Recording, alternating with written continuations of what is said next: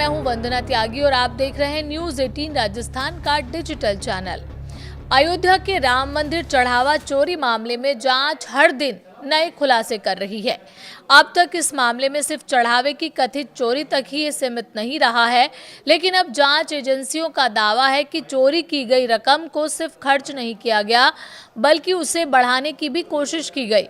Police के मुताबिक पैसा शेयर बाजार में लगाया गया, ब्याज पर दिए गए और रिश्तेदारों के बैंक खातों के जरिए लेन देन कर मनी ट्रेल छिपाने की कोशिश की गई। आखिर पूरा मामला क्या है, ये समझते हैं। अब तक जांच में क्या क्या सामने आया वो भी जानेंगे। आइए सबसे पहले आसान भाषा में समझते हैं कि पूरा मामला क्या था। दरअसल जून के पहले सप्ताह में राम मंदिर के चढ़ावे में गड़बड़ी की शिकायत सामने आई। इसके बाद श्री राम जन्मभूमि तीर्थ क्षेत्र ट्रस्ट की सिफारिश पर उत्तर प्रदेश सरकार ने एसआईटी का गठन किया। शुरुआती जांच में कथित गबन के संकेत मिले, जिसके बाद एफआईआर दर्ज हुई और चढ़ावे की गिनती से जुड़े 8 लोगों को गिरफ्तार किया गया। अब जांच में क्या नया सामने आया है? पुलिस सूत्रों के मुताबिक पूछताछ में आरोपियों ने कथित तौर पर बताया है कि चढ़ावे से निकाली गई रकम का कुछ हिस्सा शेयर बाजार में निवेश किया गया, वहीं कुछ पैसा ब्याज पर भी दिया गया ताकि उससे और कमाई हो सके। हालांकि इन दावों की पुष्टि अभी जांच के बाद ही होगी। Police bank record, demat account और निवेश से जुड़े दस्तावेजों की जांच कर रही है। 30 बैंक खाते फ्रीज किए गए हैं। जांच का सबसे अहम हिस्सा है मनी ट्रेल।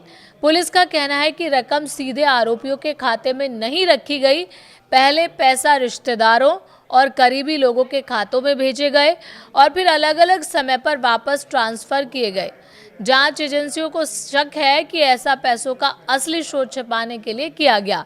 इसी वजह से अब तक करीब 30 बैंक खातों को फ्रीज किया जा चुका है। इन खातों में सामान्य आय से कहीं ज्यादा लेन देन होने की बात सामने आई है। तलाशी में क्या क्या मिला? जांच के दौरान पुलिस आरोपी अनुकल्प मिश्रा के घर पहुंची। वहां दस्तावेजों की जांच की गई और परिवार से पूछताछ हुई। इससे पहले दूसरे आरोपियों के घरों पर भी छापेमारी की गई। सूत्रों के मुताबिक तलाशी के दौरान नकदी, सोने के आभूषण, एक कार और करीब 1 एकड़ जमीन से जुड़े दस्तावेज मिले हैं। अब जांच एजेंसियां ये पता लगा रही हैं कि इन संपत्तियों को खरीदने के लिए इस्तेमाल किया गया पैसा कहां से आया। पास सिस्टम भी जांच के घेरे में है। जांच सिर्फ पैसों तक सीमित नहीं है, मंदिर में वीआईपी और अन्य पास जारी करने की व्यवस्था भी जांच के दायरे में आ गई है। सूत्रों के मुताबिक आरोप है कि इस सिस्टम का भी कथित तौर पर दुरुपयोग किया गया। अब ये देखा जा रहा है कि व्यवस्था में कहां चूक हुई और भविष्य में इसे कैसे रोका जाए।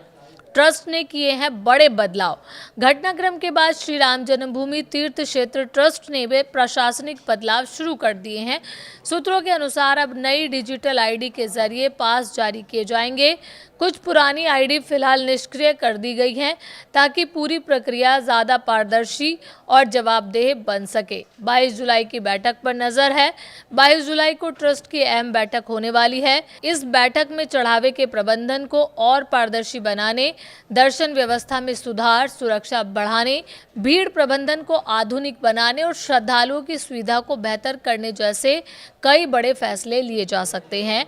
सबसे बड़ा सवाल अब यह है कि अब आज जांच एजेंसियों के सामने सबसे बड़ा सवाल यही है कि कथित तौर पर चढ़ावे से निकाली गई कुल रकम कितनी थी, उसमें से कितना पैसा अलग अलग बैंक खातों के जरिए घुमाया गया, कितना पैसा शेयर बाजार या दूसरी जगह निवेश किया गया, और सबसे अहम, क्या इस पूरे कथित नेटवर्क में सिर्फ गिरफ्तार आरोपी शामिल थे या इसके पीछे और भी लोग शामिल हैं। इन सवालों के जवाब जांच पूरी होने के बाद ही सामने आएंगे। फिलहाल जांच जारी है और कई अहम दस्तावेजों की पड़ताल की जा रही है, इसलिए इस मामले में सामने आए आरोप अभी जांच के दायरे में है और अंतिम निष्कर्ष जांच पूरी होने और अदालत की प्रक्रिया के बाद ही साफ होंगे। ऐसे ही बड़े मुद्दों की आसान भाषा में जानकारी पाने के लिए आप हमारे चैनल को लाइक करें, शेयर करें और सब्सक्राइब करना ना भूलें।